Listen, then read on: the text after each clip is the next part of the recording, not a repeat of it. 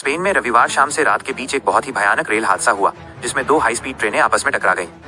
यह एक्सीडेंट इतना जबरदस्त था कि पूरे देश में रेल सेफ्टी को लेकर चिंता बढ़ गई है। प्राथमिक जानकारी के मुताबिक यह हादसा रात के लगभग 7:30 से 8 बजे के बीच हुआ जब दोनों ट्रेनें अपनी पूरी गति से चल रही थीं। टकराव के बाद कई डिब्बे पटरी से उतर गए और कुछ डिब्बे एक दूसरे के ऊपर चढ़ गए। इस एक्सीडेंट में कम से कम 21 लोगों की मौत हो चुकी है, जबकि कई दर्जन यात्री गंभीर रूप से घायल बताए जा रहे हैं। घायलों को तुरंत नजदीकी हॉस्पिटल्स में भर्ती कराया गया, जहां डॉक्टर्स की टीमें रात भर उनका इलाज करती रहीं। एक्सीडेंट की सूचना मिलते ही रेस्क्यू एजेंसियों को अलर्ट कर दिया गया। Fire brigade, police, ambulance services और आर्मी के रेस्क्यू यूनिट्स मौके पर पहुंच गए। अंधेरा होने के बावजूद रेस्क्यू ऑपरेशन बिना रुके घंटों तक चलता रहा। कई यात्री ट्रेन के डिब्बों में बुरी तरह फंसे हुए थे। रेस्क्यू टीम्स ने गैस कटर और हैवी मशीनों की मदद से डिब्बों को काटकर लोगों को बाहर निकाला। इस दौरान रेस्क्यू कर्मियों को भी काफी मुश्किलों का सामना करना पड़ा। रेलवे अथॉरिटी के मुताबिक एक्सीडेंट के बाद पूरा रेल रूट तुरंत बंद कर दिया गया। बिजली सप्लाई, सिग्नल सिस्टम और ट्रैक्स को गंभीर नुकसान पहुंचा है। इसी वजह से उस रूट पर चलने वाली सभी ट्रेनों को रद्द कर दिया गया है। प्रत्यक्षदर्शियों का कहना है कि रात के अंधेरे में अचानक एक जोरदार धमाके जैसी आवाज सुनाई दी। कुछ ही सेकंड्स में ट्रेन के अंदर अफरा तफरी मच गई। लोग चीखने लगे और अपने परिवार के सदस्यों को बचाने की कोशिश करते रहे। हॉस्पिटल्स के बाहर रात भर परिवारों की भीड़ देखी गई।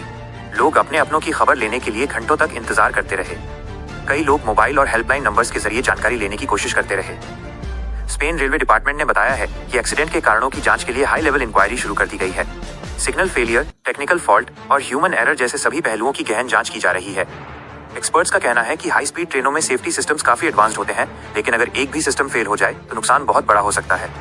ब्लैक बॉक्स और सीसीटीवी फुटेज के जरिए सच्चाई सामने लाने की कोशिश हो रही है। स्पेन के प्रधानमंत्री ने इस घटना पर गहरा शोक व्यक्त किया है। उन्होंने कहा है कि सरकार पीड़ित परिवारों के साथ खड़ी है और घायलों को हर संभव मदद दी जा रही है। मरने वालों के परिवारों को मुआवजा देने का ऐलान भी किया गया है।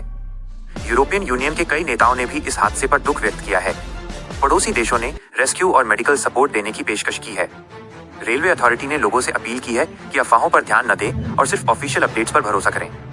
हेल्पलाइन नंबर्स जारी कर दिए गए हैं ताकि परिवार अपने रिश्तेदारों की जानकारी ले सकें। ये भयानक रेल एक्सीडेंट एक बार फिर ये सवाल खड़ा करता है कि हाई स्पीड रेल सेफ्टी को और ज्यादा मजबूत करने की जरूरत है। आने वाले दिनों में इन्वेस्टिगेशन रिपोर्ट के बाद ही ये स्पष्ट हो पाएगा कि इस हादसे की असली वजह क्या थी। फिलहाल पूरा स्पेन शोक में है। देश उन सभी लोगों को श्रद्धांजलि दे रहा है जिन्होंने इस हादसे में अपनी जान खो दी और उन घायलों के लिए दुआ कर रहा है जो अभी हॉस्पिटल्स में जिंदगी की जंग लड़ रहे हैं।